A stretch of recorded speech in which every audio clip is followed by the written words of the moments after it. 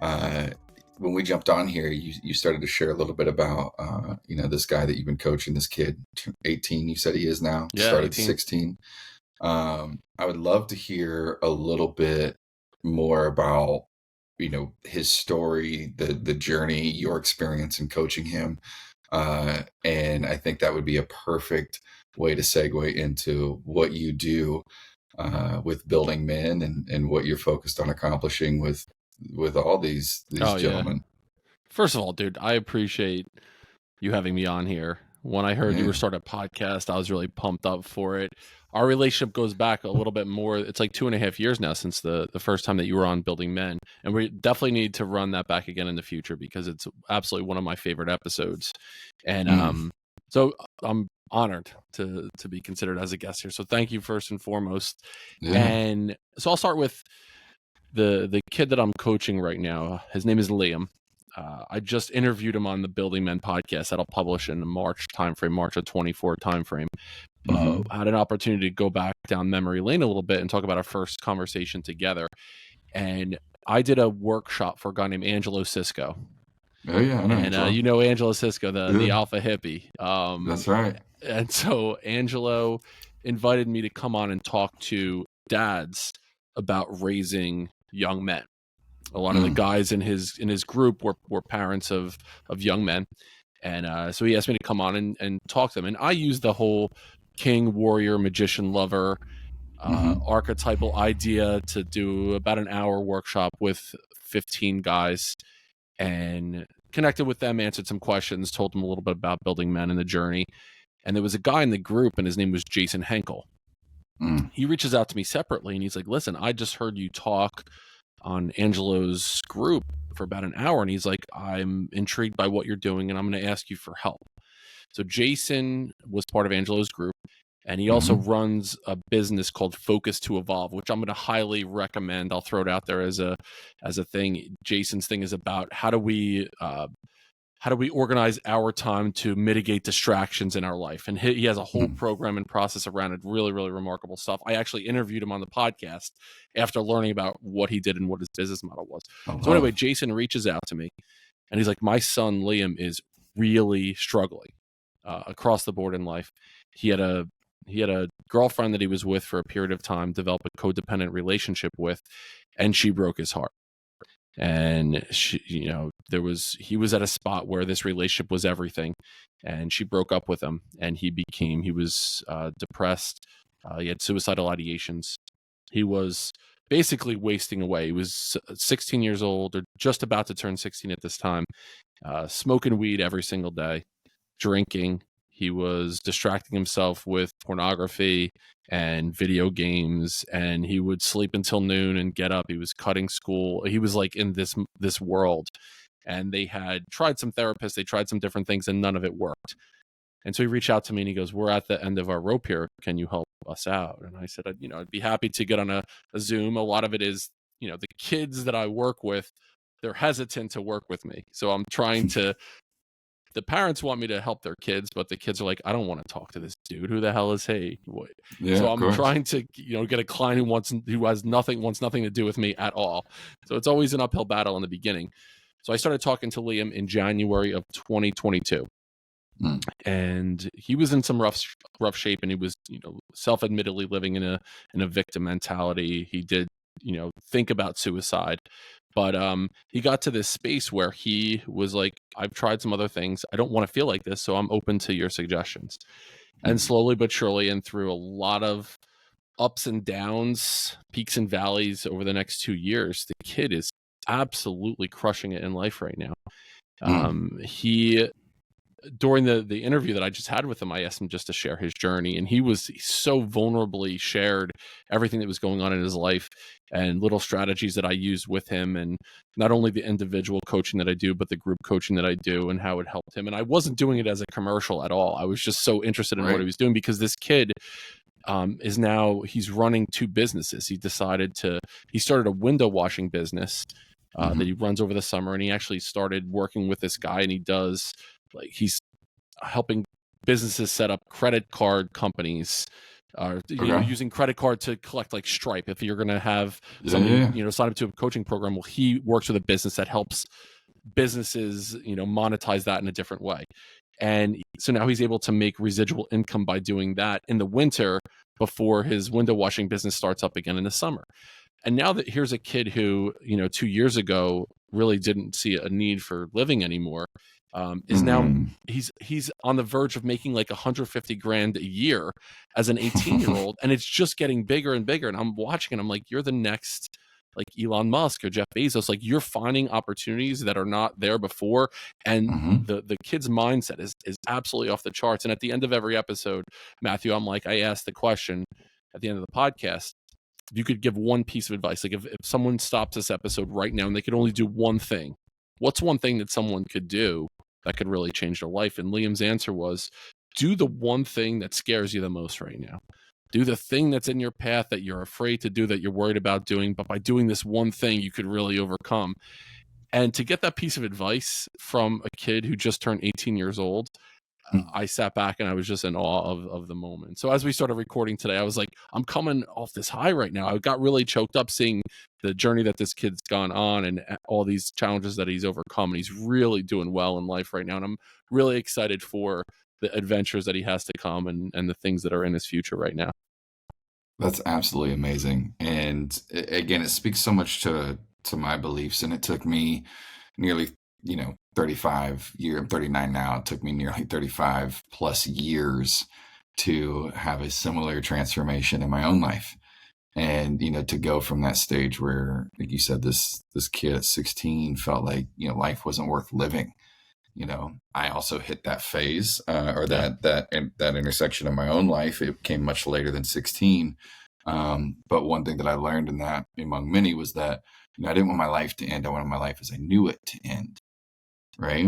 And in the moment, in the depths of the darkness that I was, kind of dancing in, that ultimate decision felt like you know, the way to do it. And in reality, what it was fear, right? Fear of facing the thing that I no longer wanted to experience.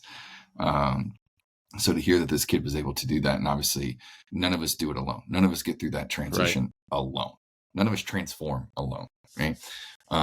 So to know that he not only found a resource in you, but he found someone that, I have to assume, even though we may respect our parents, we trust our parents and a lot of these things, oftentimes it takes someone else for us to hear it, or for us to finally feel like we can be candid and transparent Yep. in our thoughts, because naturally our parents, we know inherently they're going to take it personally. They're going to want to fix it. They're going to want to control it. They're going to want to they're going to want to intervene in some way. Right.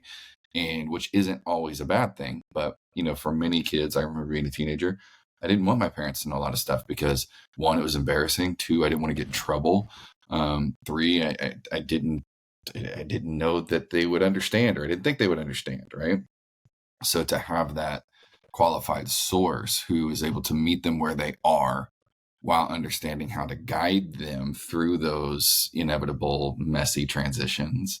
I mean, if every kid at 16 could find you or someone like you in their life, holy shit. Right. Yeah. It's been a 20-year overnight process for me to get to this point. And I think a lot of it came from, my own background, my own upbringing. I was searching for someone like that my entire life. I was searching for a guy, a male role model, a mentor. While my father was present in my home, he coached my teams, my sports teams. My relationship with my father was way more. I was scared to death of him. It was an abusive relationship, and I learned a lot of lessons about how not to be a good man for my father. And I mean, I could go into a couple specific stories, but the overarching idea was I lived in fear, and my father raised me where he was a really hardworking man, a blue collar worker who got up in the morning. He owned a painting business, valued getting up and sweating more than education by far. Mm-hmm. I remember when I told him that I wanted to become a teacher. His Mm. idea was I was going to take over his painting business. When I told him I was going to become a teacher, he looked at me and he said, "Do you realize if you want a family, you're going to live below the poverty line?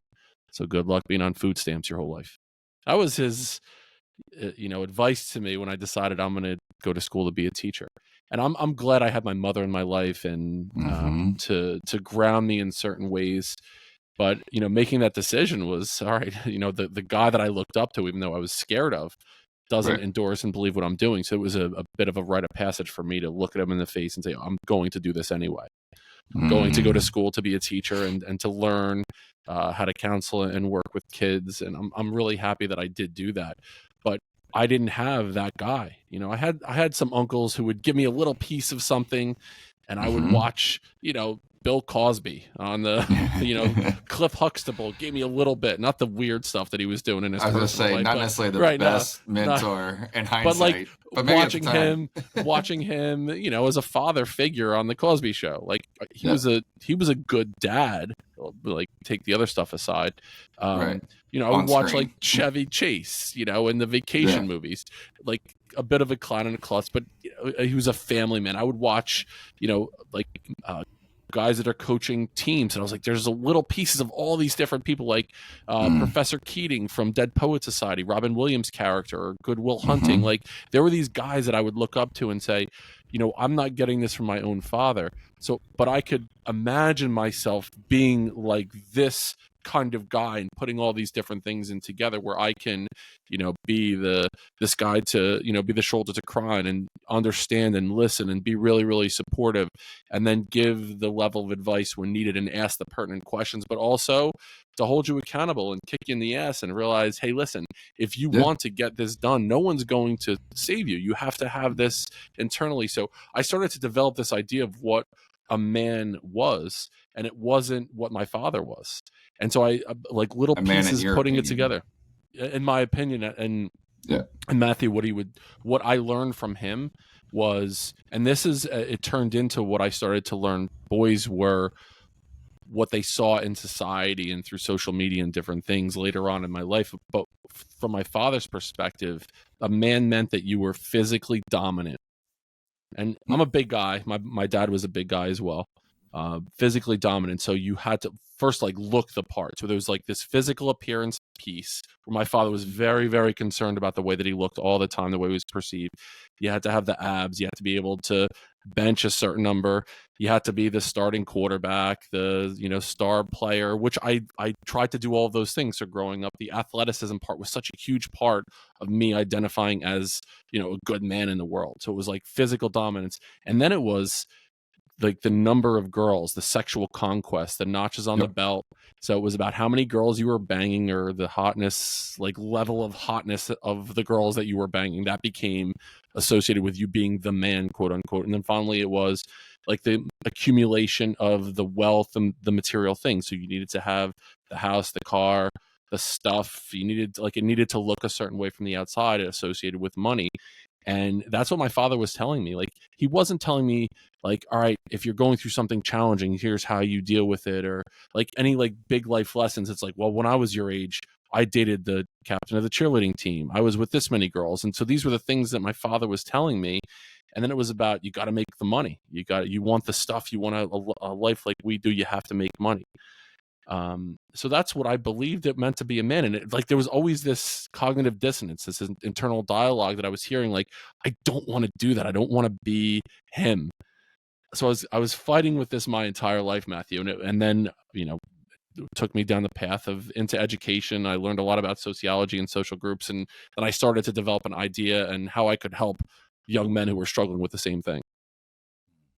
There's so much here, and it's inviting me to share a lot about my experience with my father that I've not done in years, and quite frankly out of fear of him hearing it, right? And the one thing that I'll say right off the top of the bat is my father and I, like, we're one and the same. Like, I am my father's son, right? No question about it. And if there's any difference, I think, between the two of us, based on what I understand about his life, because I know there's a lot of things I have never heard, right? So there's a lot of gaps that I'm essentially filling because of my experiences. I have to assume his must have been similar to some regard.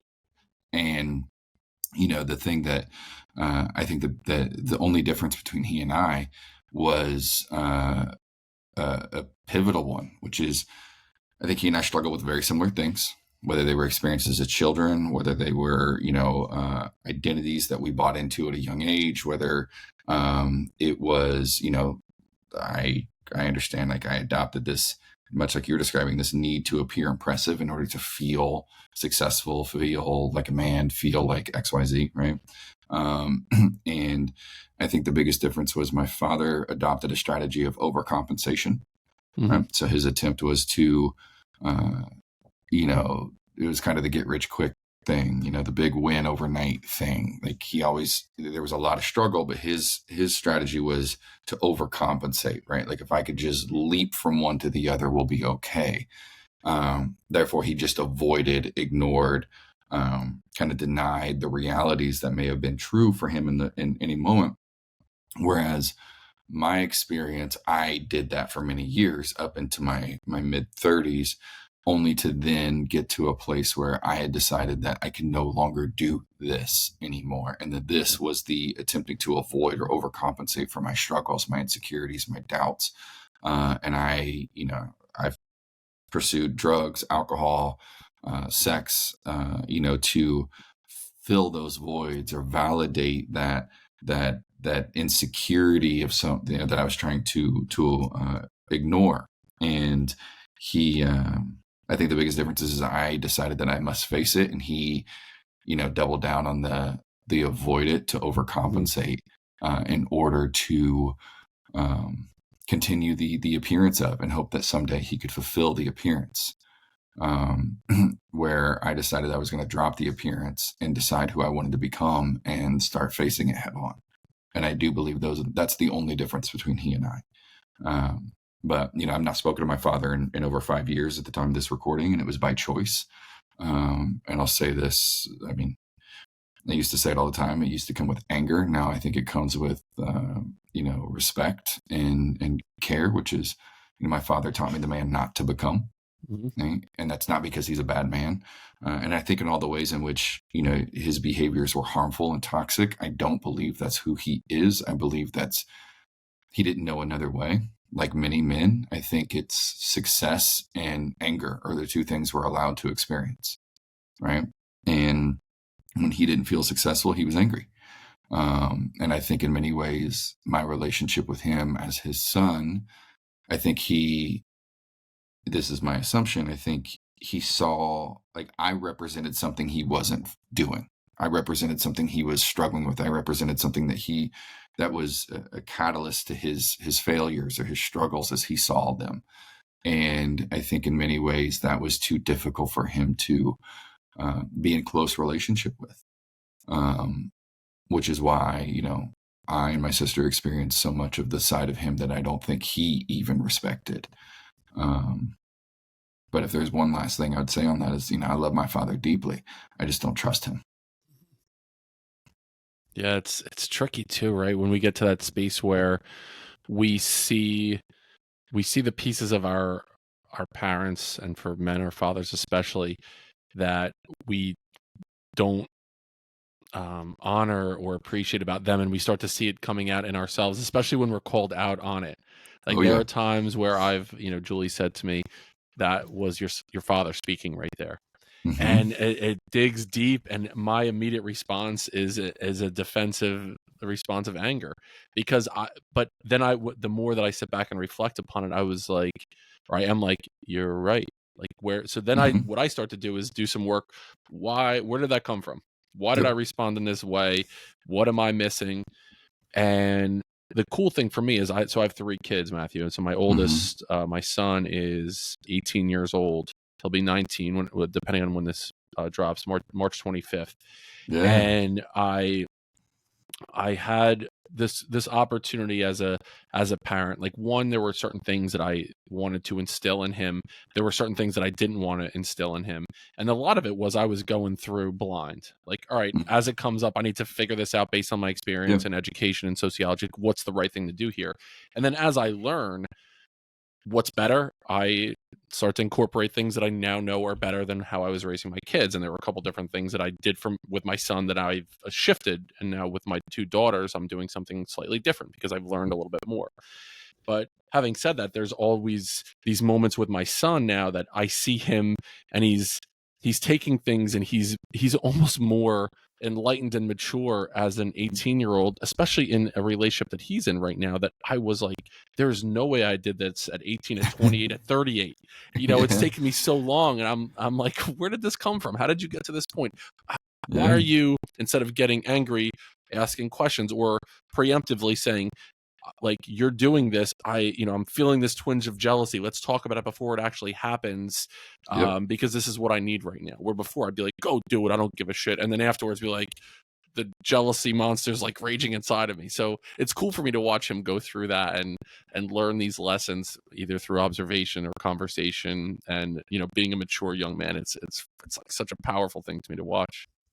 Yeah, and I agree, and as I sit here and think about it again, I have anxiety even just sharing what I did, right? Because I've never Yeah. spoken this openly about my relationship to my father out of fear, again, that he would hear it and what that might make him feel or whatever, because I care deeply about his experience.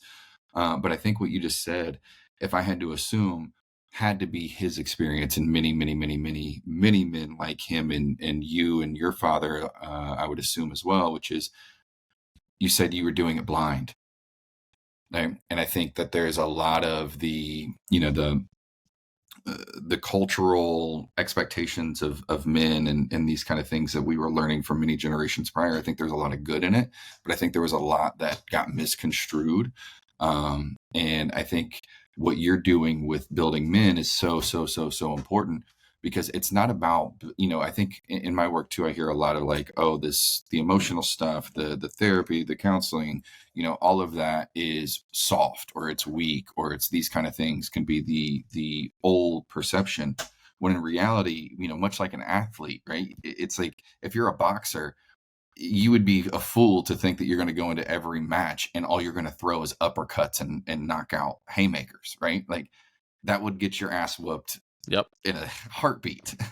Right? But that's how we're conditioned in society. Like, you're only allowed to be, the strongest, the most powerful, whatever. And it'd be like telling a boxer that if you worked on your footwork, you're a bitch, right? Like, real boxers only throw uppercuts. And it's like, if that wouldn't make sense in the boxing match, why the hell would that make sense in a relationship, in a marriage, and with your health, with your business, right? And the way that I like to often, the metaphor that I like to use to describe this, I feel like when we're born, right, we are born with a full tool belt, and that tool belt is what we call emotions, right? And every emotion plays a very vital role in us being able to build a really successful life, right? A fulfilling life, a life of meaning and love and connection. And as young men, as we begin to explore our tools, be that fear, be it, sadness, be it grief, be it, self doubt, insecurity, all these things that can manifest, shame being a big one. We are conditioned that those tools aren't allowed here. Men don't get to use those tools, right?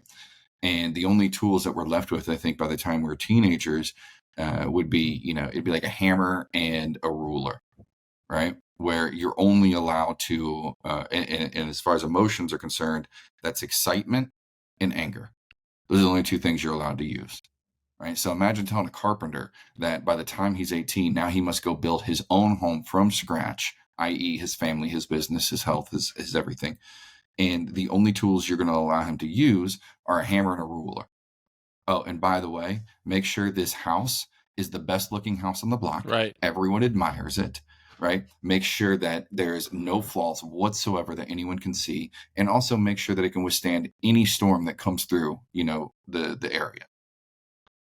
Good fucking luck, In addition, Matthew, what I would right? add to it Like, is we're given we're, like a broom and a carpet, And as we're building Mm. like, or attempting to, we're sweeping the things under that we're like, I don't know how to deal with this, so let me sweep this under the carpet. And if we're really trying to do it, it will eventually come out in a different way that we intended to be. So I think 100% agree with what you're saying, but additionally, like, we're not given the tools to be able to do it, so we're given the broom and let's sweep this to the side here.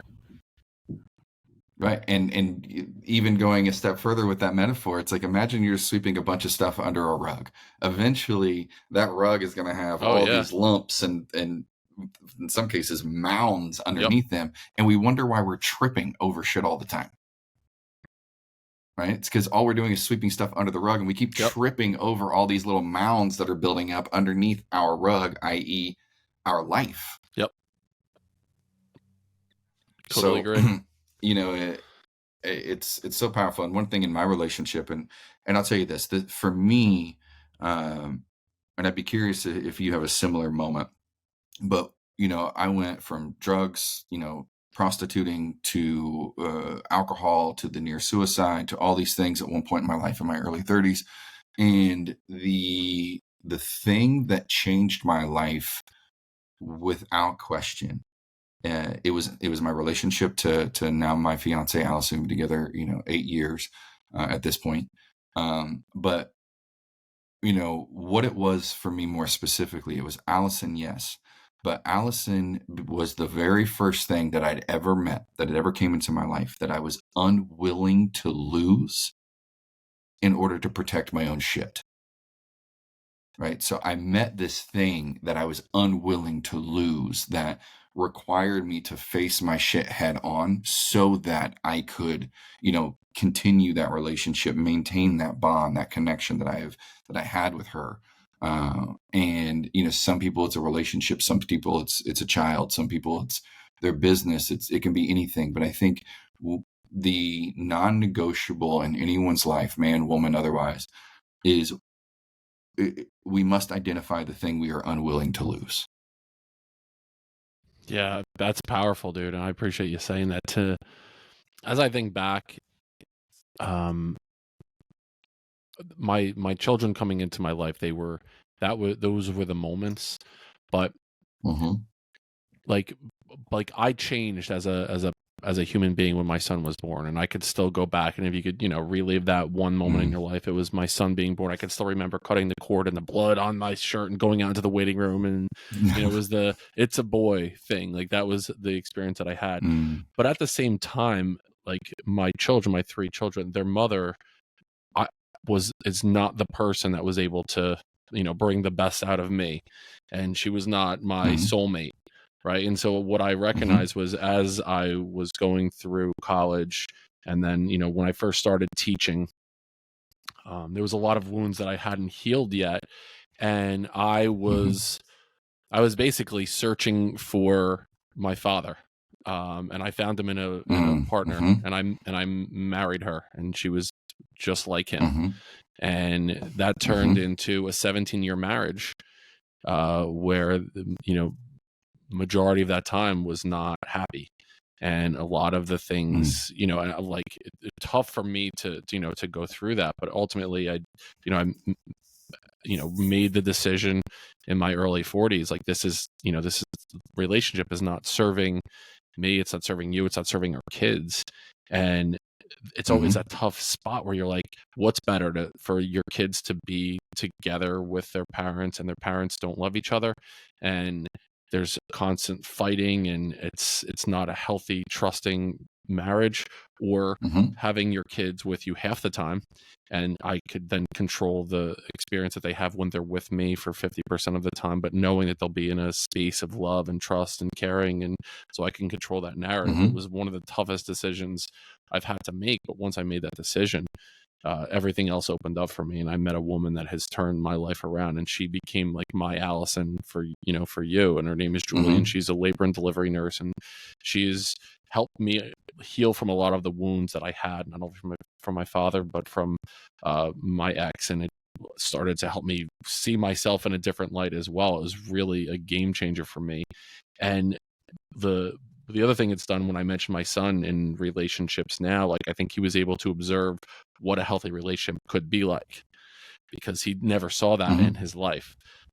So I've taken a lot Mm-hmm. of those things, and I've had those moments, but they were, it was while my children being born. Like that couldn't have happened without me being with my ex, of course. But them going through that, I'm where I am now, and the relationship that I have, it's one that I never thought could potentially exist.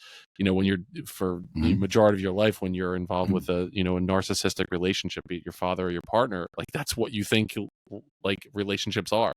So I've had to relearn a lot of Mm-hmm. things, but it's been not only an eye opener, but also restored my faith in relationships and in humanity, which I can then take and help other Mm-hmm. people along their own journeys. Yeah, and I appreciate you sharing a lot of this too, because there's a lot of points, and I want to, something that comes up for me as I was listening is I think it's also important to acknowledge that, if that relationship made you very unhappy, right, and it brought out, parts of you that you didn't respect. I have to assume, because I think this is true in all, right, that also would be true in her experience, right? You may not have been the ideal partner for her best self Right. either. And I think that's the important thing for people to acknowledge, because I think especially when breakups are messy, be it a marriage or just a dating partnership or whatever, business partnerships, I think anytime there's an intimate relationship that reaches a point where we must part ways, it's very easy for all parties to kind of lean into this, well, you did this to me thing, and I did it myself forever. And I think it's extremely important that, once we all sit back and take responsibility for how we were showing up, right? And yeah, the circumstances were absolutely a catalyst, right, for both of us. And I do believe that it's true that, when partners are stuck in these patterns, those patterns together are not sustainable. They're not healthy. And that was even true in Allison and I's life. Like, we broke up for a year in the early phase of our relationship, because we say it all the time, like, when we met, it was love at first sight, 100%. But when we met, the humans fell in love, right? The souls fell in love. And then our patterns began to date. Right. And our patterns at that time were very toxic, right? I was I mean, we both were rooted in our shame. We both were rooted in strategies of overcompensating for our struggles and our fears and what we perceived as failures and shortcomings and all this stuff. And we both placed a lot of responsibility on the other to fix, right, or fulfill those parts of ourselves that we were not addressing in our own relationship to self. And like I said, we had to break it for a year. I mean, my biggest issue at that time, as I've alluded to, was anger, right? And that was actually the moment, like I said, I had that catalyst where I was like unwilling to lose her. Um, there was a really bad argument that we had, and like many, the night before, you got a lot to say. You can't, right? I had all the words, I had Oh all yeah. the things, on deck during the fight. But come that following morning, I didn't have shit to say. I was walking around tail between my legs. It's one of those when, the night before it was all me. I was the And you show, convince and then yourself like I'm after, right about everything. I am one of, oh, and then afterwards you're like, wait a second. I'm it, right? Yeah, And you're then right. you wake up in the morning, and as soon as that one eye cracks open, and you're like, oh Uh-oh. shit. Yep. I feel very different than I did last night. And it was one of those experiences. And, in our home, we went about an hour, both of us awake, without saying a word. And it was very uncomfortable, as you and others may be able to understand and relate to. Hopefully not, but if so, you get it. And then it was her first question that completely rocked my world. And to this day, I don't even, we didn't even go beyond it. But all she asked me, she goes, do you remember what you said to me last night? And naturally, because I'd been drinking, it was all that stuff. And naturally, I, like a real man, I said no, right? And I joke as a real man, but what I was afraid to do was hear it. Yeah. I didn't want to hear the words that came out of my mouth the night before. And I also wasn't sure. I knew a lot of what I said, right? But I also knew that there were probably things that I don't remember. And I definitely didn't want to hear any of those if that were the case. But it was this question, and it's how she responded that completely rocked my world. So she asked, do I remember what I said to her last night? And I said, no, I don't. And all she said to me in response was, well, I'll never forget. Wow. And to this day, I can't say those last words without it bringing tears to my eyes, Yeah. because I knew what I was capable of, right? And it wasn't something that I respected. And it was in that moment that I could no longer avoid or ignore the reality that I had become the version of my father that I did not respect. And, that was the thing. Like, I couldn't be angry at him and be him at the same time, right? That's not fair. Right. So if I was angry about those parts that I experienced in childhood and witnessed in my own home, then I better have the courage to face my shit head on. Um, period. And that's what I chose to do. And ever since, our relationship has been significantly different. And there's been strategies and tools that I could get into in a different conversation that were very effective to me. Planting a seed, one of them, is I experienced and explored and now work with quite often psychedelics for trauma healing, which were a huge catalyst to my transformation. Um, and yeah, but it is exactly what you're describing. I think it's extremely important that we recognize that, if we're unhappy, the other partner will be as well, or is. And sometimes it takes separating for both to begin to identify and explore those parts of ourselves that were perhaps being triggered uh, in relationship to us and to them. It made me think of two different things, Matthew, as you were speaking, and one, I appreciate you, dude, going there. It's one thing Mm-hmm. I recognize and honor is your ability to lean into those vulnerable conversations. I still remember the first time that we met on the podcast. You shared a story, and it brought you to tears. And I remember sitting back thinking, I Mm, just met this guy and he feels a level of comfort in our conversation that you were willing to go there. And I know people that listen mm-hmm. got so much value from that. But what it made me think of it was two things. One was more of like the idea of you'd rather be the warrior in the garden than the gardener in the war. That idea, and that, Yeah. Jordan Peterson talks about, like, being virtuous is not being capable of doing harm. Being virtuous is being capable Mm, of doing harm, but keeping that under wraps, like being able to harness all those things that we have inside of us. We have the ability, that shadow exists in all of us, but do mm, we embrace it or not? And there's the old, if you would call it like an old fable, it's a Native American tale, and it's mm, of a grandson talking to his grandfather, and it's the grandfather is telling a tale of two wolves that exist inside of each of us. mm, And the grandson says, "What do you mean the two wolves, Grandpa?" And he says, "Well, in every one of us there exist two wolves. One of them is kind and generous and courageous, and giving, and the other wolf is anger and despair and fear and bitterness, and they're at a constant battle with one another for our entire lives." And the grandson looks at the grandfather and says, "Grandpa, which wolf wins?" And he looks at him and he says, "The one that you feed." And it's powerful, and that's like what it speaks to is, the conversation that you had with Allison. Like she said, "I'll never forget it," and that exists. Like, we need to recognize, like, those things exist within us. Like the way my father was with me, it's in there. Like, that's part of who I am. yep. But do I feed that part of myself? And I have at certain times in my life, I have fed that negative wolf that's inside of me. uh, Once I was able to see it and start to see those patterns, especially in the relationship that I'm currently in, like, I see that now, and I'm like, I'm going to make the conscious effort to not feed that wolf, because I know that Yep. motherfucker. I know, like, he's hungry.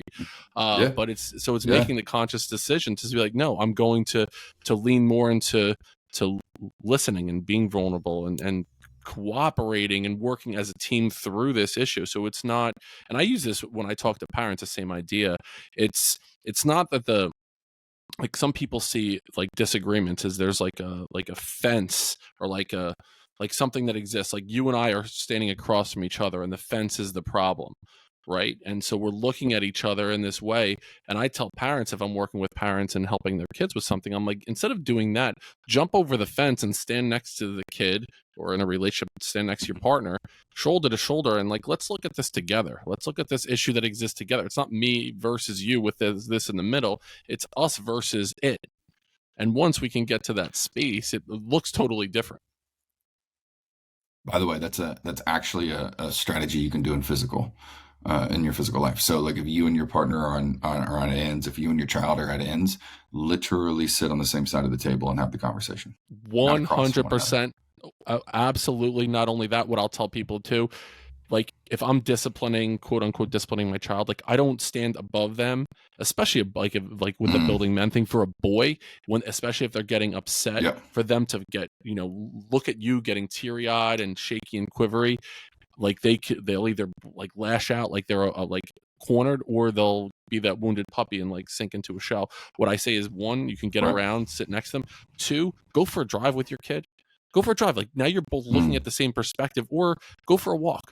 Now, like as you're talking Yep. about something, you're both seeing the same vantage point. You're standing shoulder to shoulder, and whatever the issue is, it's such a simple thing, but it is a game changer. And I'll tell parents, if you're having that point, for a walk with your kid, go for a drive with them.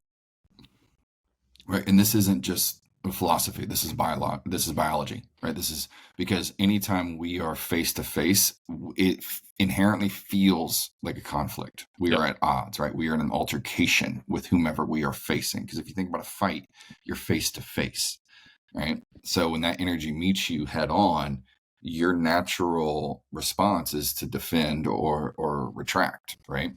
And we will do whatever we feel is instinctually our best case scenario.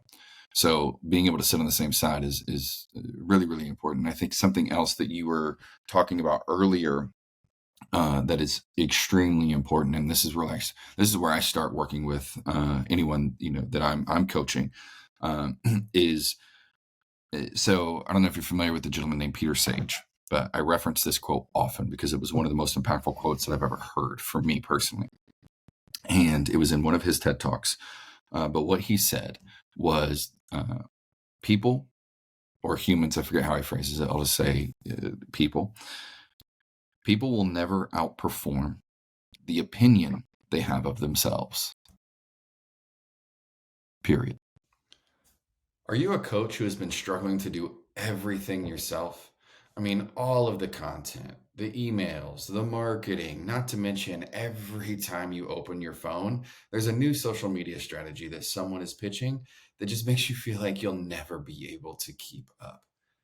When all you really care about is helping people in a meaningful way while building the kind of coaching business your family can depend on. I'm Matthew Paetz, the founder of Momentum, a growth agency that specializes in helping coaches just like you break through your first 100K. If you're a coach who is tired of trying to figure it all out themselves and you just want to build a business that works, then I'm going to encourage you to click the link in our show notes to take your 100K coaching assessment to find out if you're ready to unlock your six-figure potential today. Love that. Let's say it again. People will never outperform the opinion they have of themselves. I'll say it more specifically to those listening. You will never outperform the opinion you have of yourself. Point blank, period. And what happens, there's a couple things here that I want to say. So first, in my world, I had to we talk a lot in personal development and therapy and coaching and all these different, modalities of improving our lives. We talk about the vision, we talk about manifestation, we talk about goals, we talk about resolutions, however one, aligns, right? But we talk about the future and what life could be if, a lot. And what I find was true for me and for anyone that I've been so fortunate to support and get to know is that to focus solely on the future, right, is just another example of overcompensating, right? So what I've learned is we cannot take responsibility for our future until we have taken responsibility for our past, right, to who we are. And when I say past, I don't just mean yesterday. I mean up to this very moment, right? It's like if you walk into a mall, right? It's been a while since maybe some of us have been to those. But if you walk into a mall, let's say you and I, Dennis, we're going to go to the mall. We're going to go to a Finish Line, right? The shoe store. Mm-hmm. We know it's there.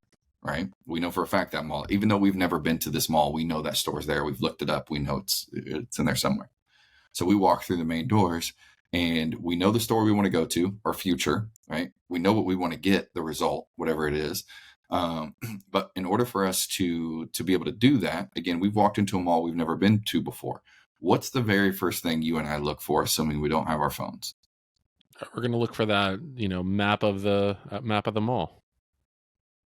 Right, 100%. So you find that big map that's right there in the center, and you walk up to it, You and are then you got to here, right? identify 100%, right? So you identify 2 points in that map. You got to identify where the store is, right, in relation to the mall. And then the second and off the most important piece is you are here. Where are you right now?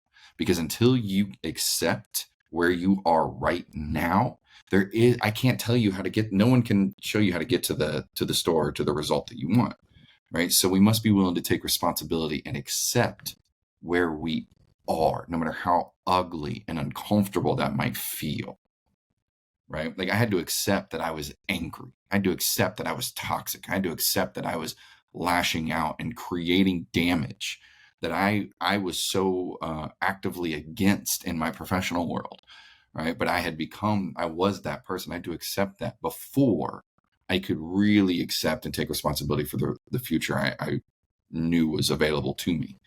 So that's the first thing, right? Accept, you must take responsibility for your past so that you can begin taking responsibility for your future. Mm-hmm. Because otherwise, your past is just going to hold you back, right? You're trying to run with weights on your ankles 100% of the time. And then the other thing, right? Once you begin to do the dirty work of accepting where you are and all that got you there, I think the second thing is even more true, or is equally as true, but more important at this stage, which is identifying an aspirational identity, right? And this is what I heard you describing when you were talking about, as a kid, you were looking for a father figure that, Yeah. represented whatever it is that you intuitively knew you wanted, right? And you started to find them even in characters on TV shows and movies, etc., right? You started to identify examples of these aspirational characters, these identities, because that's really what we're talking about is an identity, right? When we talk about opinion of self, what we're talking about is an identity. And so to create that aspirational identity, right? Who do you ultimately want to become is the goal.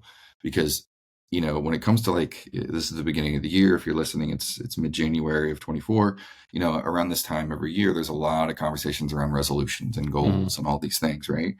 And the interesting thing about a lot of people's experience with setting goals and resolutions, one of two things often happens, right? And this includes myself.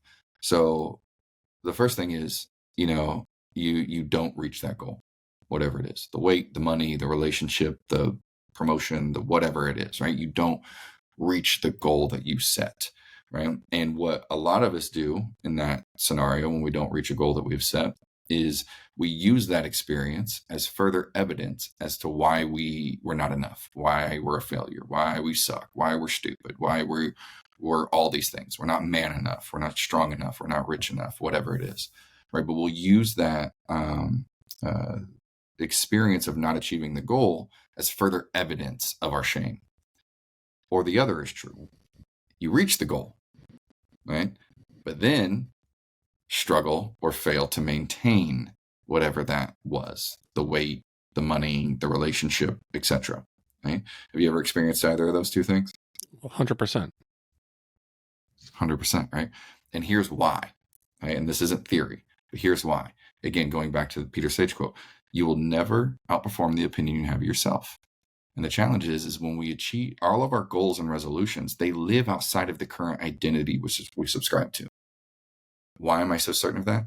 Because if it was within your identity, you would already have it, right? So if it lives outside of your identity and your focus is solely on the strategies to get the result, but you have not yet gotten clear on the identity, who must you become in order to achieve those results, right? To maintain those results, then you'll either not get there or you will, and then you'll quickly fall off, right? Two real world examples. So if anyone's ever heard of the lottery curse, right? This happens in professional sports a lot. You hear these stories where someone will come into a windfall of money, right? It could be a death inheritance. It could be, a career, like being drafted into pros. It could be a lottery, but people will come into a large portion of money at once. And the statistics show that often they end up worse than they were before they got the money, right? And it's not because of the money, right? It has everything to do with the identity. Their identity is not aligned with the amount of money they currently possess or have access to, right? So they do all these what we call self-sabotage style behaviors. But really all that is a recalibration back into the identity that you're familiar with, right? And the other thing that I like to use around this, and I'll toss it back to you because I'm super curious to hear what you're thinking, is, and I appreciate you letting me go on a rant, by the way. Oh, dude, it's your show, man. It's your 100%. No, this is just a conversation. This is what happens when you and I get together. 100%. We just trade rants. Yeah, that's it. Right. But the last thing I'll say on this is, and we've been alluding to this conversation a lot today, which is relationships, right? So think about, there is a difference in identity between a boyfriend, you being someone's boyfriend, and you becoming their husband, right? Completely different identities, right? Same relationship, same partner, right? But the identity must evolve. The big challenge I see in a lot of relationships, again, this was certainly true for me for a long time, was that you have people that still are believing themselves to be boyfriend, girlfriend identity in a marriage. Very different. Yeah. Right. And so I'd encourage anyone listening, get clear on the identity, that you need to become, or that you wish to become, that can achieve and sustain those results, and focus on how would that person, right? How would a husband show up to this argument? How would a husband show up to, his career? How would a husband show up to his partner going through something very difficult?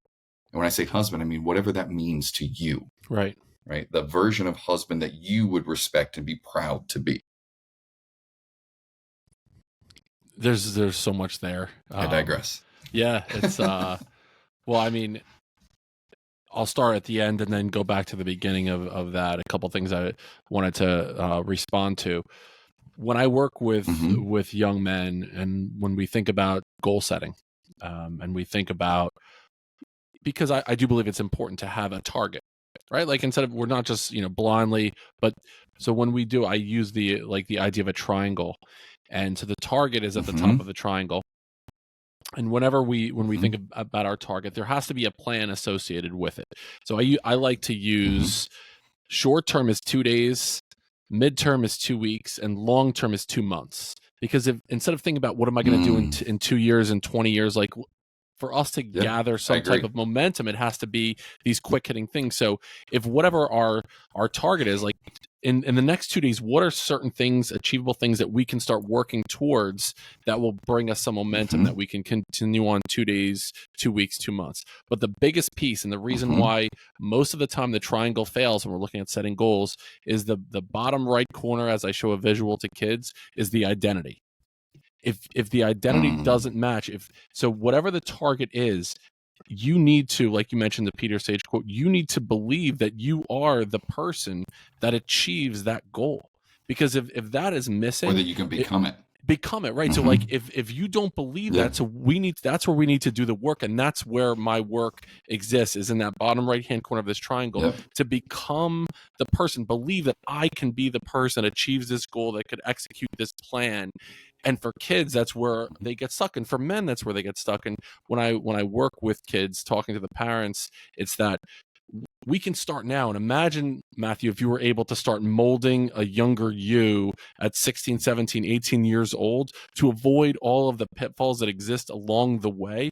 So I'll go back to the analogy of me and you standing at the mall. We are here and we're going to the finish line, right? We want to buy a pair of kicks. Like, all right, I want these fresh Jordans, and they're there. And me as a human being, I know, like, my desert island food for me would be like an unlimited supply of Auntie Anne's pretzels. Like the hot pretzels for me, like our Philly pretzels, I could eat them every day for the rest of my life. But the way, like, for my physical health, that's not the best thing for me. I know this for me, like, for me to have hot Philly pretzels with cheese dipping sauce every day, I'm not going to be able Right. to survive long on that. But I know where we Right. You're are like, I've done starting, the and to get to the research. finish line, like for us to get there, I have to pass an Annie Ann's and a Philly pretzels. So knowing what those pitfalls are along the way, if you just blindly let me go Yep. and give me $20, I'm going to do that. So as you're leading young men through, or as I'm leading young men through, like, let's start to identify Yeah. on our path through them all, what are the things that could potentially get in our way, because they're there. Yeah. Those distractions, those pitfalls, they exist. What can we do preemptively or proactively to avoid those things? They're not going away. It's how your relationship is to, do you believe that I actually need these things? So as you were talking, I was thinking, Yep. just, man, if I saw an Annie Ann's or a Philly pretzel, I would want to stop. So what can I do to avoid? It might be a little bit of a longer path. I might have to take the stairs over here But instead that's of the okay. escalator, and that's okay. Yep. And it ends up being the shorter path because you're not, how long do you spend, staring at, tempted 100. by, Yes. eating, right? So the Yep. long way is actually, the most efficient way, Yes. And fill in in this analogy. buffer of your choice. Fill in for kids. Fill in 100%. drinking, drugs, video games, social media, pornography. The coolest thing is for Yep. me, when we started talking, I mentioned the young men that I was coaching. It takes 2 or 3 sessions for me to talk to the boys that I'm coaching, for them to understand who I am. And it's not like a therapist where I'm like, well, how does that make you feel? How does that make you feel? How does that make you feel? Like, I'll share some stories, but I'll give some piece of advice. We'll talk about real things that are going on. And I get to the point where these kids are trusting me. Like, I had a boy that was telling me, I'm basically masturbating like 4 times a day. I cannot stop watching Yeah. pornography. Like, and when you have a 17-year-old kid like confide in you, I can't stop watching pornography. Like, this is who I am. And so to start digging in and doing that work, I couldn't imagine, dude, at 16, 17, telling anyone something like that ever. And so That was my life. feeling, yeah, same, Well into dude. my adulthood, by the way. Pornography was one of my biggest hurt. It was one of my biggest vices.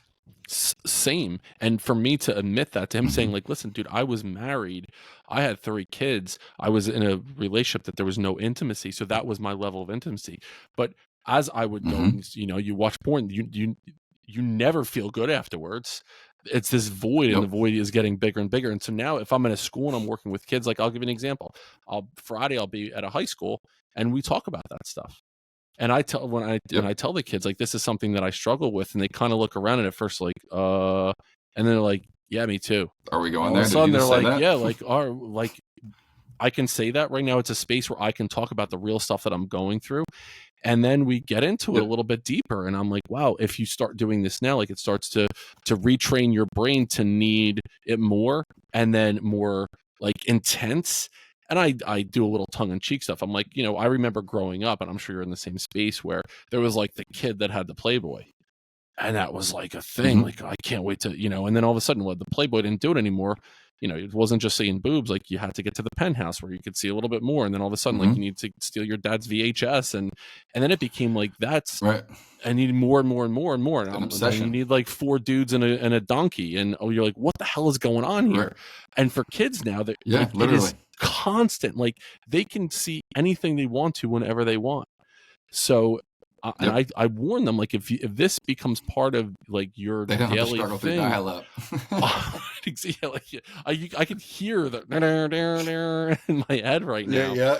and or even like downloading something and like slowly scroll, Yeah, or like, wait, there's yeah, we're getting there. there's a We're nipple, getting there. it's a nipple, but Yeah. for kids, like, to be able to do that on a regular basis, and to talk to them about like what So this dangerous. is doing, though, then you won't be able to fully show up in a physical relationship. So once I went through my divorce, I'm like, I'm done with porn. I will never watch it again, because it didn't do anything to serve me as a human being or as a man.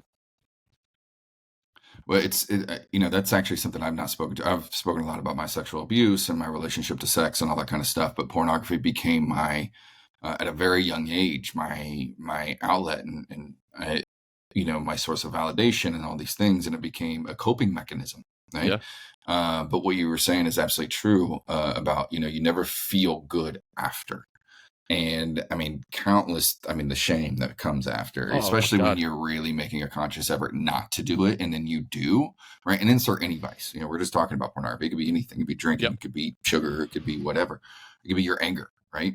And like in the moment, you're like fucking justified and you're like, ah, this makes sense. I'm going to do it. And then once it's done, whatever it is, you're like, well, shit. Like that's like, I feel worse than I did before. But on this note, without diving into it, because I think this is a whole nother conversation and we could spend multiple episodes on this. But for anyone listening, and yourself included, I was just reading something recently. Just Google the phrase cheap dopamine, right? Cheap dopamine, and go nuts, right?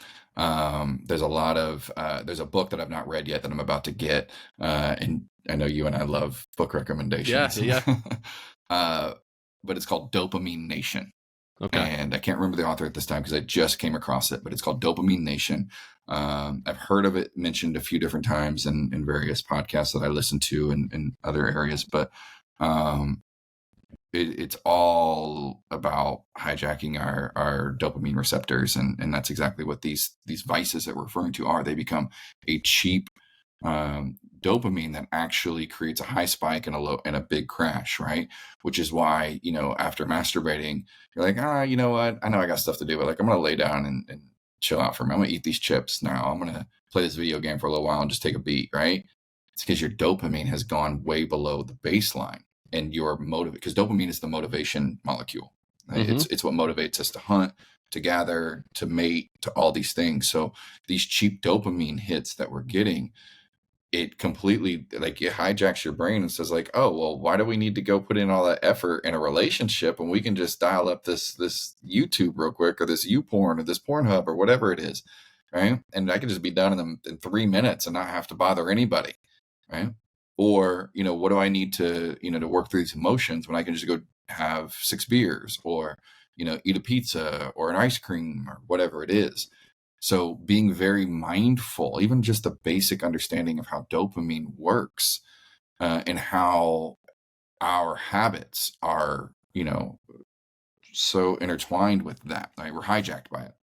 I think And it's the so highs, important for people to the become aware. highs, what we need for the high gets higher. Like the peak, Mm-hmm. we need more and more to achieve that same Yep. level of dopamine. So it has to be higher. But then conversely, you mentioned like what the baseline is. The low afterwards gets lower. So you feel even Yep. worse afterwards, and then you need to go even higher. It's this never-ending cycle. So it takes a lot to like have a pattern reset and shock yourself out of it. I know for me, Right. it was everything all at once. Like I changed Mm. everything. I don't recommend this for people to do. It was a lot of. I had my younger brother's Well, that help. was I your was in the journey. middle. It was my younger brother's a So you did it all, physical but you didn't do it by trainer, yourself. I think that's an important piece. 100%. And so it took You did it a all at it once, but you didn't do it by yourself. yes. And so but I what I needed to do was admit I needed help to go through this, because I also, Yep. a big piece of it was like I was like looking at my kid to look at me, and I wasn't the man that I wanted to be as their father. Like Yep. I wasn't the leader that they needed in the family, and so I was like, it's now or never. Mm-hmm. Like, and I had a moment where this is my like choke up moment. I had a moment where it was during COVID time frame, and everything is shut Mm-hmm. down. And I was basically, I went from I was a principal, and we didn't even get to the whole character arc or whatever. But I was a teacher. I became a principal when I started Building Men at like 2005, and that's what I was doing as a principal. I left being a principal in 2019 to start this entrepreneurial lifestyle. So I was like, I'm going to become a consultant and a coach and start doing like assembly programs and helping schools help the Love. boys. And then COVID shuts it all down, and I'm in the middle of a divorce, and my income is based on going into schools, and schools were shut down for a period of like 6 months. And so I went from making a predictable salary with benefits to making nothing for like 6 months. And I had run through everything. I basically had no money, and going through a divorce. I had no it was as low as you can possibly get. And I'm looking at my kid saying like, what have I done here? I can't. I felt so ashamed. And I remember I'm driving in the car during COVID. This is like May time frame. No one's on the road. It's a ghost town, right? We're in like this lockdown world, Mm-hmm. and I'm driving, and crying my eyes out, and just like, what's next for me? I felt like George Bailey on the bridge and It's a Wonderful Life. Like, would my kids be better without me? Like, is this, would a life insurance policy be a better thing for them rather than me, who's a failed human being? And I pulled over to the side of the road, and a song came on by the band The Eagles. The song is Already Gone, which I've heard that song 1,000 different times when I was like younger, working with my father painting apartments, at 6 o'clock in the morning, listening to classic rock. And so there's a line in the song that goes, "So oftentimes it happens that we live our lives in chains and we never even know we have the key." And that line at that moment in my life had hit me in a little bit of a different way. And so I listened to it again and again, and turned that into 3 or 4 times, into 100 times in a row, listening to that song and that specific spot in that song. And I was like, you know what? I have this dream in the school, but my identity, circling back to that triangle I was talking about, my identity didn't match up with what I wanted to be. And so I needed to work on that identity piece. And I was like, but what's holding me back is that wolf, that negative wolf that's inside of me that kept, chirping at me and chanting to me. And I was like, I'm going to not feed that wolf anymore. So I need to recognize that the key is inside of me and I can change everything. But to change everything, like, let me start right now. And I elicited the help of my brother, who's a physical trainer. I was like, I'm going to start by moving, like getting into shape first. Like, let me start there and then see what else can. So it's not that I got the motivation and then started moving. I started moving, and along with the moving came the motivation. So the action dispelled the overwhelm for me. And then it turned into everything in my life changed over a short period of time. And I started to realize the things that I was capable of by resetting that identity piece. 100%. 100%. That's so powerful. And, on that note, that one of the things that came to me, and that we've talked about in the past, right, is we've been shown, for one reason or another, we've been taught strategies of how to appear impressive in order to feel like we're enough, right? Marketing has been a beautiful teacher in that way, right? Just drive this car, just wear this suit, just have this watch, just get this dress, this purse, whatever it is. Just look impressive and you will be enough. And I ask people all the time, and I'll just ask you in real time here, in your opinion, and I genuinely mean that, in your opinion, which do you feel is a more powerful strategy of success, whatever that means to you? Right? Is it to appear more perfect or recover more quickly? Oh, I mean, it's definitely the latter. I wouldn't have given that answer a while ago in my life. Like, I think a lot of it was, for me, the picket fence, the white picket fence, the house on the hill, and I achieved that lifestyle. I actually did a podcast a while back, probably 3 years ago, and I called it "Fuck the White Picket Fence." I lived in that, appearing, and the family appeared perfect on Facebook. Like, what was going on, but it wasn't the case. It was a facade. It was a house of cards, and so to recover more quickly, 100% is way better than appearing perfect. But it also recognizing that, like, there's so much to resiliency, and there's so much to understanding that. I just listened to Andrew Huberman. I'm a huge Huberman guy. Dr. Andrew Huberman. He interviewed David Goggins, and he was talking. I don't recall off the top of my head the spot in the brain, but basically it's like when you know something is going to be really hard, and I know that this is going to suck, and I do it anyway. You start to develop this this piece of, I am someone who does hard things and I accomplish them, and it starts to lay these train tracks, Matthew, in our brain where there's something hard and I complete it. Now I'm more likely the next time something hard comes up to be able to do it because I know that I can do it. Conversely, if we stop when we know something's going to be hard, we become the person that gives up when something's hard. And it creates this like break in those train tracks. And so it's such a powerful thing. I'm like way geeking out on the brain right now. Like, I'm all about like how our brain is working, especially when it relates to adolescent development and young men. Like, now I could talk about like, this is what's going on in your brain, and I'll do my best to make it approachable for the boys to think about, like, this is happening to me, here's why, and let's try to make it approachable for you to understand. Yep, 100%. Yeah, you absolutely cheap dopamine is going to be a huge conversation that you have, because again, it's our motivation molecule, right? Which I think is the root of so many of the problems that we're discussing right now. And Andrew does a whole podcast on that. It's actually where I discovered it for the very first time. Okay. It's All also right. where I heard about Dopamine Nation, I think, for the very first time, if I'm not mistaken. It was either from him or one of his guests that mentioned it. So definitely worth the research there. But yeah, you're absolutely right. And I think that's the thing, is like, we're teaching people that not only they can, but it's also safe to recover. Right. And, when we've been, conditioned to believe that, to be worthy, to be enough, to be successful, to be attractive, it's all about appearing impressive. And there couldn't be anything further from the truth.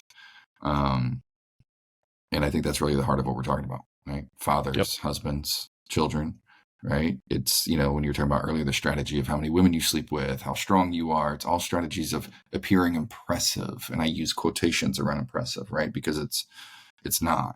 And when you really start to understand who you want to become, those strategies become so void that to participate in them actually feels awful, right? It's not even cool anymore. It's just fucking awful. And all of that stuff. And here's the other thing. It's such a falsity too. Like, if we're going back to that idea of the false ideals around masculinity, athletic dominance or physical dominance, sexual conquest, material wealth, those are falsities. If we base our masculinity around those things, or what does it mean to be a man around those things, what happens if they're taken away? One of the first lessons I do with boys, if I'm in like an environment where I have a group together, I have them build me a man. Talk to me about what is a man. Like, let's really talk about it. And inevitably, identity. those things come up. Like, they'll talk about being with the girls, being like having the six pack and making the bank or bread or whatever. And so they talk about those things, and I'm like, okay, say it's about us being able to be to dunk, or to have the six pack, or to be able to throw a football 50 yards, or to be with as many girls. Say you get into a car crash. God forbid that happens. You get into a car crash and you're unable to walk anymore, or use your lower half of your body. Are you going to be able to run fast and dunk? No. Are you going to be able to potentially not have a sexual relationship with a woman in that capacity? What if that happens? What if you're unable to what if the stock market crashes, or you lose your job? Are you no longer a man? And if you're basing what it means to be a man on those things, and they're taken away from you, what then? Does that mean you're no longer a man? Right. And once I challenge them to think about it in that way, well, they're like, no. And I'm like, what if happens if we start to base what we believe a man is on things that are inside of us, in our head or in our heart, that can never be taken away, right? What if it's about accountability and authenticity and integrity and resiliency and self-discipline and leadership and curiosity and humility? What if it's about that, service to other people? What if it's about those things? No one can take those things away from you. And I think that was the thing that I was looking for from the time I was a little boy, for someone to say those things to me. I needed, like, I was looking for a man in my life to validate that that's what does it mean. And I never got that. So I was like, I need to be that for me first, so I could then give that to my kids and other kids that I'm working with. And that's where I think you mentioned, like, things that your father struggled with. My father still believes those things. And that's why, like, he's a shell of the man that he thought he would be, because he's no longer able to perform physically like he once was. And he doesn't have the money that he thought he was going to, like, and because he valued those things on such a deep level, he is not, he doesn't live up to the man that he thought he could be. 100%. And then, like, again, it comes all back to understanding that identity. And identities can evolve. And the beautiful part is, you don't have to wait for tragedy or circumstance to do it. You can courageously choose to become, the person you're proud of, whatever that looks like. Well, brother, on that note, I would love for you to, after all that, where can the men find you? Where can the boys looking for this very support find you? Thank you, dude. It's and it's so funny. Again, I love our conversations. This mirrors so many of our conversations. We get on a Zoom and we just go. 100%. It's like a quick thing. We're going to talk about. Hey, can you give me advice on like a coaching program or whatever? And it turns into us having these like Right. unbelievable conversations. So thank you for the Right. 2 hours later, opportunity. we're both crying. Yeah. So, at least 2 times I got choked up on this. I was like, I felt the lump in my throat. Yeah, same. So my website is buildingmen.io. There's Building Men podcast. I put out 1 episode a week, which I'd love to have you back on. We got to do this on the Building Men platform. Let's do it. Catch up again because it's been too long.